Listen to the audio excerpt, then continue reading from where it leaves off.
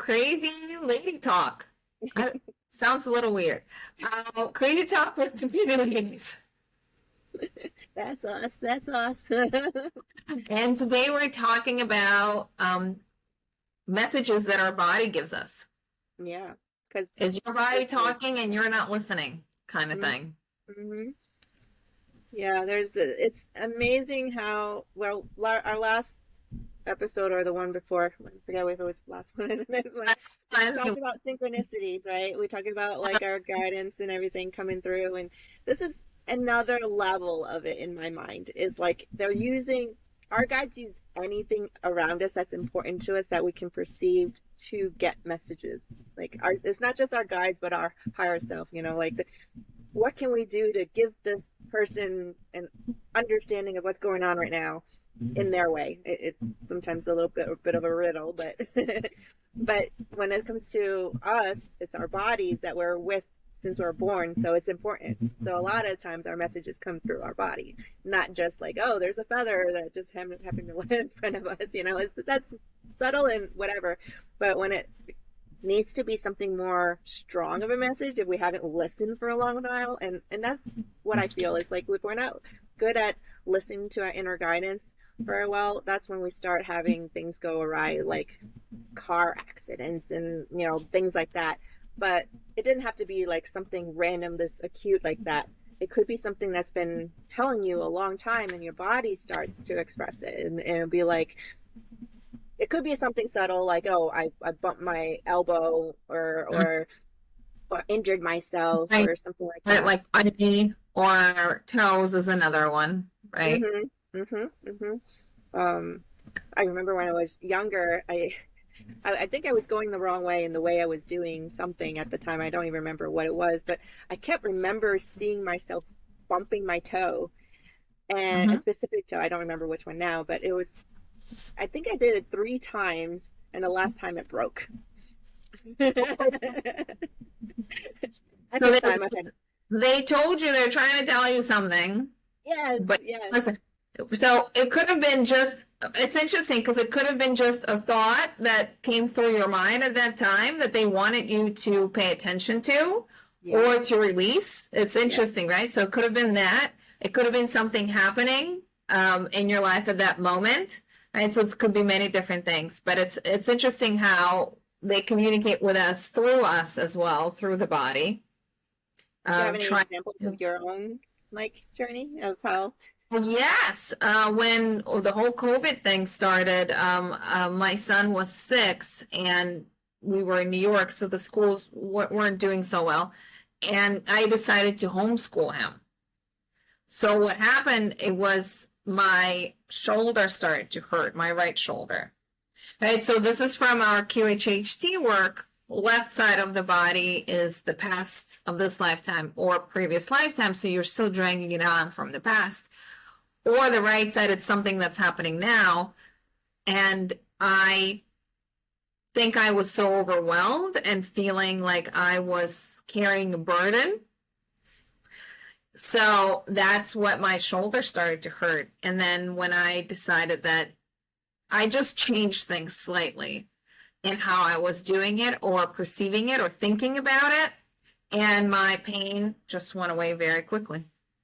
Oh my gosh, in my own experience, there's so many times that once I started QHHT and I like this idea really sunk in and clicked that our body's more just a message board. And once we get the message, but we also get a plan that we decide for ourselves that we're going to do. We're going to follow something and we agree to it.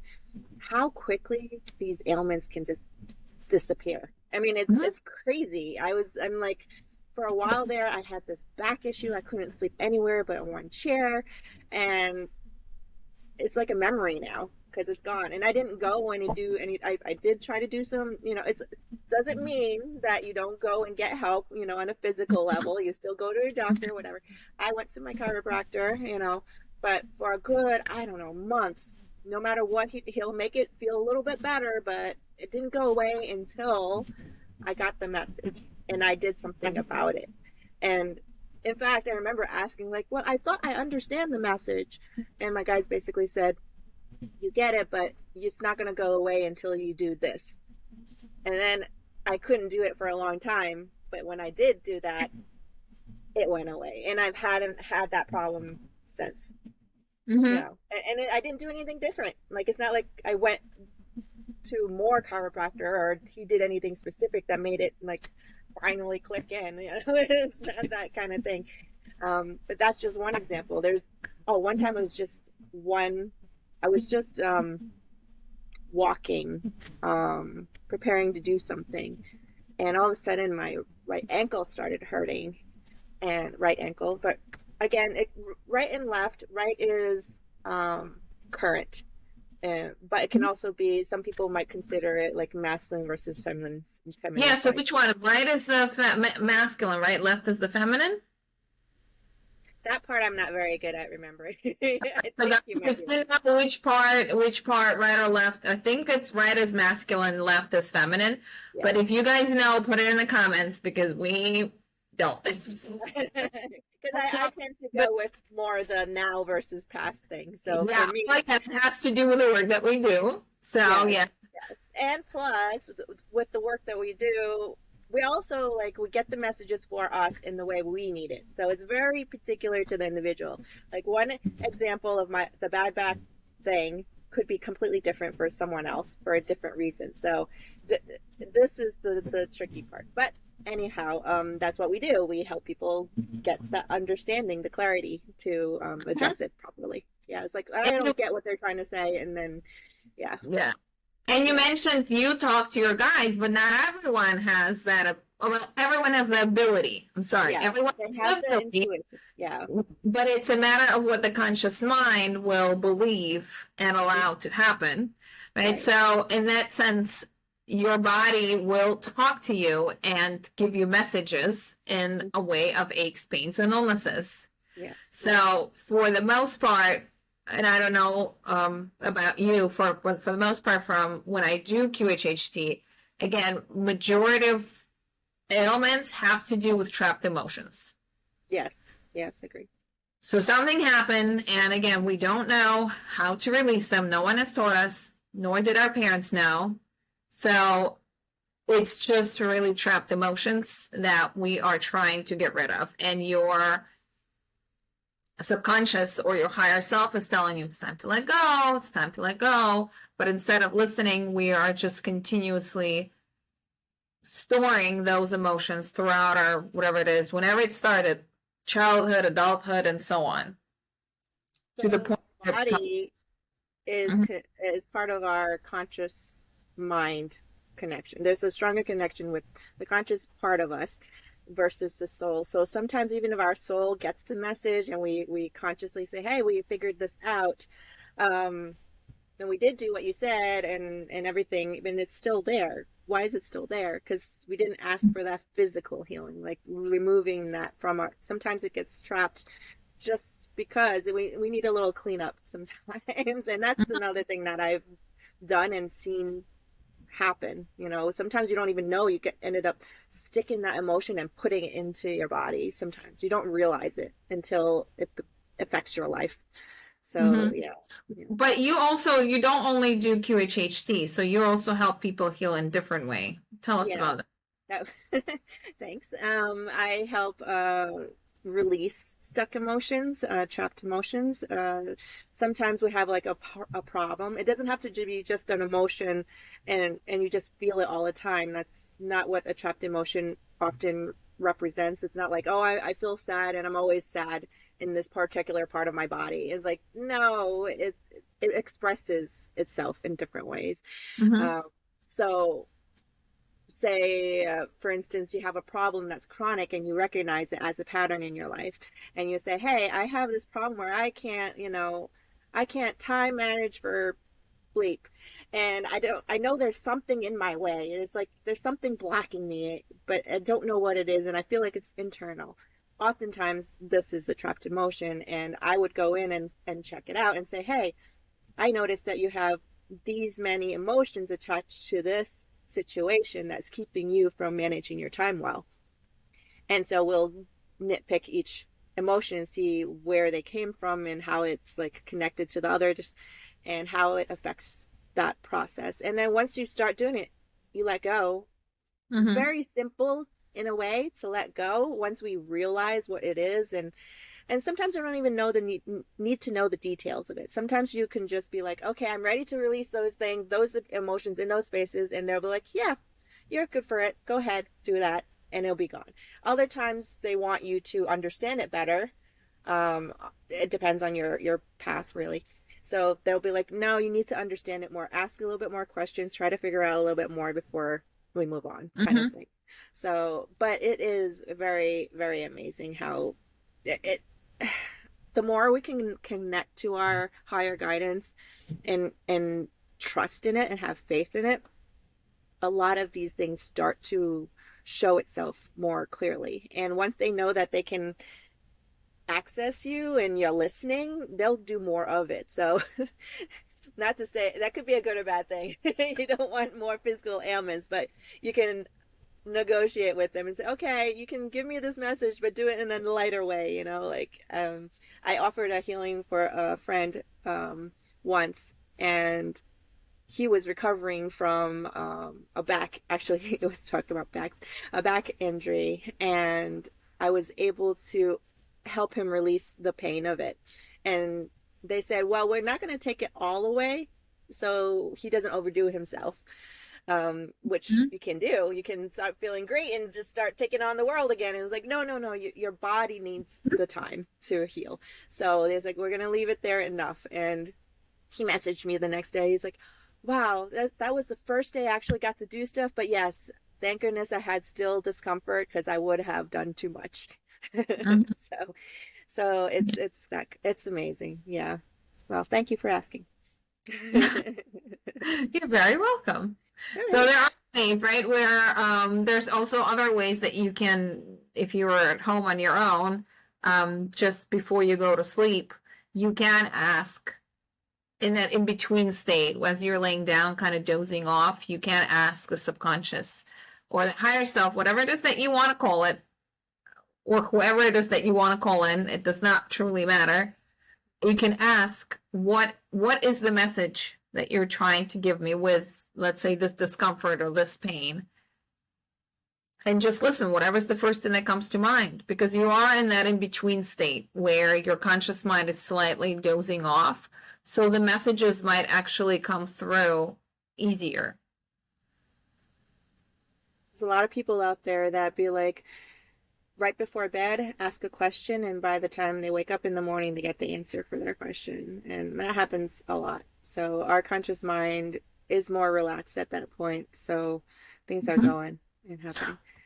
Well, because from the subconscious perspective, from the subconscious perspective, once you get the reason why this ailment is there, once you understand it, and if there's something that they want you to do, they'll let you know.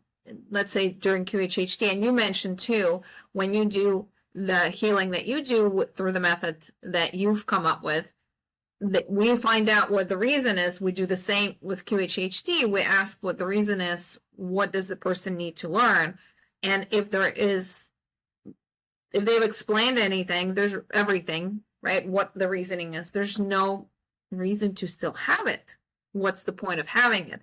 And I like the example that you brought up, because even though they might release whatever ailment you have, if it has to do with not understanding where, as I'm just going to use your example, when to stop, right? They will continue just giving you that slight discomfort so you know when to stop. Same as some people will continue, even though we release all of the emotions, people will continue storing them, right? Because the subconscious will tell you, well, I'm just going to use an example, really. They'll say, meditate in order to release this emotion, with an intent to release this emotion. And if you go home and you don't do it, they can, not necessarily will though, but they can still bring back that ailment, whatever that, not necessarily ailment, but the pain that will let you know, we want you to meditate.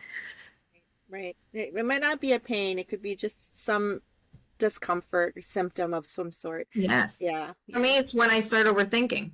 I'm like, Mm-hmm. I haven't meditated in a while. That's what it is. Well, Sophia here has a couple of, if you're very interested in this Yeah. metaphysical alignment with our energy, our emotions, and everything, and how our body is expressing it for us, we have a couple of books of recommendations. There are more, but these are some good ones There that you are can more. look for. So I have three.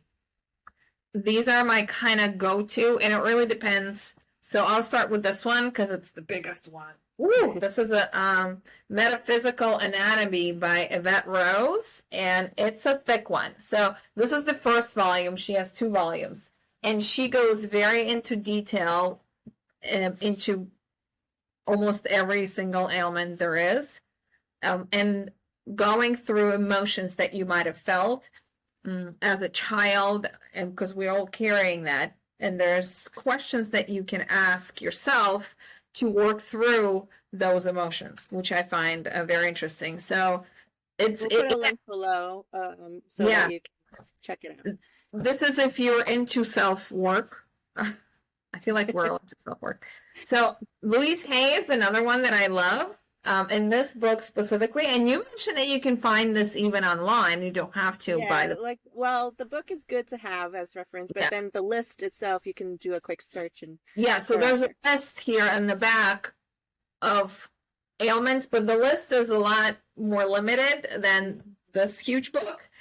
But there's a list of ailments, what the reason for the belief that you're carrying, and she also has mantras that you can use to release that belief. I love that.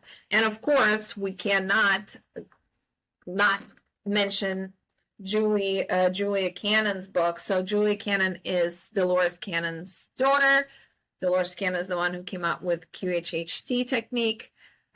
So Julia wrote a book based on Dolores's work, and it also it talks about from the QHHT perspective. Again, all of the information Julia used was from her mom's sessions, and what the subconscious said was the reason for different ailments.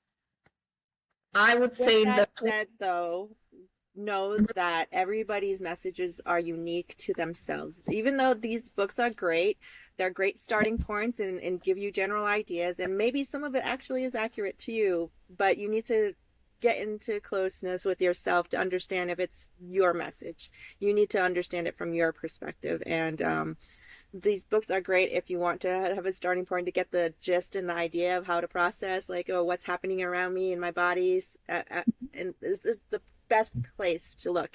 And yeah. oh, there's something that's kind of cool to consider as well when we are talking about these synchronicities as well, is that sometimes they use our children and our pets, not just, our cars, our phones, anything like that that's around us. Sometimes they'll have that access point to give us a message, or we become an access point to them to give them their messages. So just have that in the back of your mind as something interesting to know. Absolutely. It's kind of learning how to tune into your life. Yeah. I don't know how else to say it, right? Because you need to start noticing what's happening around you In a different way. in a different way in order to actually understand yourself. I feel everything that's happening around us is really to teach us how to understand ourselves. Yep. It's true. That's all it is. To teach us how to deal with stress, for example, to teach us how to deal with anything else that's happening, negative, positive around you, or to teach, we were just talking, you and I, about it, right? To teach ourselves, or to learn to trust the universe that it will take care of us no matter what. Financially, I think financial is the biggest thing that we worry about as humans. But we wanted to take a little example and see what each book talks about, right? Yeah. So we decided to pick the topic of thyroid. Yeah. Yes. Just because I don't know how many, a lot of my clients have thyroid problems. And I always kind of wonder, that's a big one. I feel like a lot of people have thyroid problems, and we don't necessarily understand why. There's so many, there's so much that people and I think through our culture, in our overall thinking of like the karmic things of how our culture kind of goes through things, the thyroid is centered right at our throat, which is where our throat chakra is, which is all about communication. And if we're not well enough being able to express ourselves, that's where the imbalance starts going. So our imbalances create them is the attachment of those energies that is not helpful. And if we're not able to speak our truth, and it can become stagnant and cause problems in our communication. So anyway, let's see what they were saying. And communication is the key, guys, because if you don't communicate, no one will know what you actually want. Yeah. And I think a good thing to note with the communication is that it should be not just that we spit out our truth. We should share our truth, but we also need to do it in a kind, compassionate way, not just to the other person, but to yourself when it's happening. Because sometimes we hold things in so much and then we blurt it out and it becomes something harsh and it hurts in a different way. So knowing the throat chakra, just think of how do we communicate better in a compassionate way to ourselves and to others at the same time. And that's when we start to balance it out a little bit. Anyway, that's my take on it. So yeah. And I'll start with this book because, again, this one is the most detailed one. In depth, yes. And everything that Yvette wrote, for her, it's all emotions. It's all emotional, strictly emotional. So it's several things. There's a huge explanation as to what it means, but some of the main points: fear of not being heard, which means you were most likely not heard. And again, it starts in the childhood. Also, it can be that it was okay within your household for people to communicate through not communicating as normal people would, like you and I communicating, but communicating high voices, high pitched voices, right? Screaming and yelling. That was a way of communication where you had to prove yourself. You had to push through in order to be heard. So there's that aggression aspect, right? So, and that's what you mentioned, right? We take in, and at some point we can't anymore, and that's where we blow up, right? That's another thing. So one second. There's a few points that were really good, and I already forgot them. So, and in some cases, it says that you can either become aggressive or become numb to the point that, well, no one will hear me anyway. So you're suppressing and living that way. And you kind of blame yourself for many things, and taking on that responsibility. Okay. So let's see. And it all starts in childhood for the most part. This is something that we grow up with. This is something that we learn. And that's how, unfortunately, we continue communicating with the rest of the world and those that are later, whatever it is, our children, our spouses, our friends, and so on and so forth. So let's see what Louise Hay says, because that's interesting too. And of course, I lost the page. One moment. Louise So Hay, thyroid. So yeah. What? Go ahead. Go ahead. So I was just giving you time to find it. So she writes, humiliation. I never get to do what I want to do. When is it going to be my turn? Right. So, and it still connects to this huge book.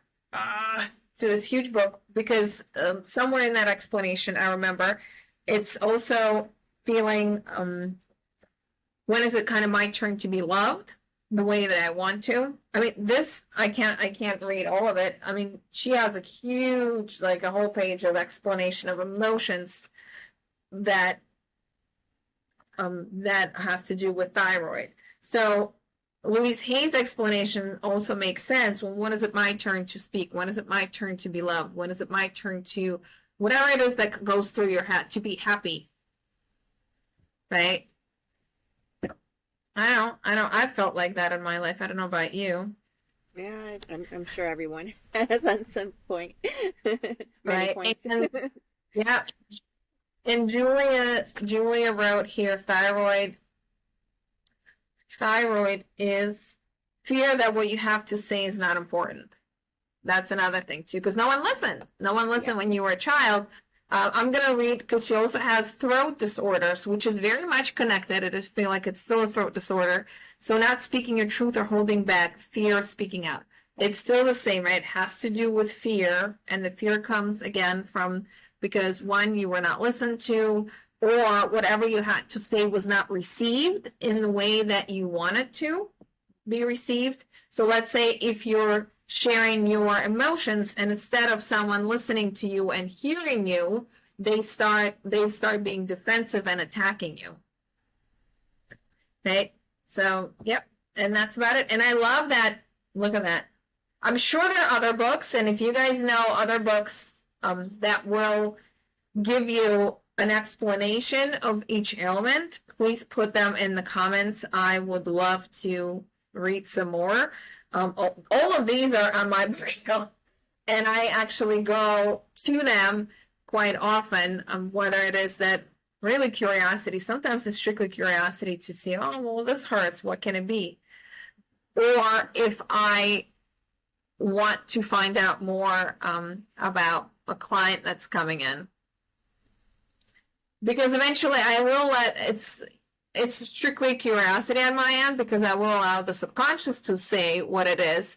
And you, Carrie, mentioned already that sometimes it's very individual what the reason is, right? These are just very broader explanations as to what it could be, but a lot of the times it is very individual. Yeah, think about it. Just on our overall physical health, if we treat it in that one size fit all, it never really works well. So it's very similar in the sense you need to question. It's about questioning. I think I've said this a bunch of times already, that the more curious we get about everything, the more we grow, the more we understand ourselves, the more we heal. So yeah. And the more we understand ourselves, paradoxically, or maybe not, we start understanding others better.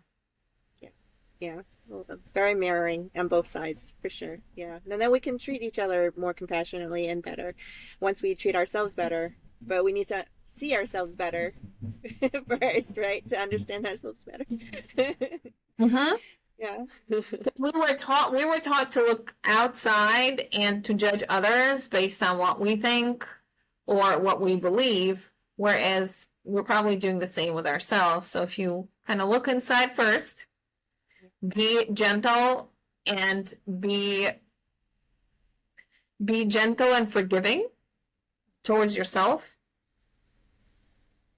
right? And it will create this different view of the world around you. Yeah. I'm trying to remember if this was a channeling session, but I just have this, I think it was a channeling session that someone asked about their children, right? Well, how to deal. Oh no, it wasn't a channeling session.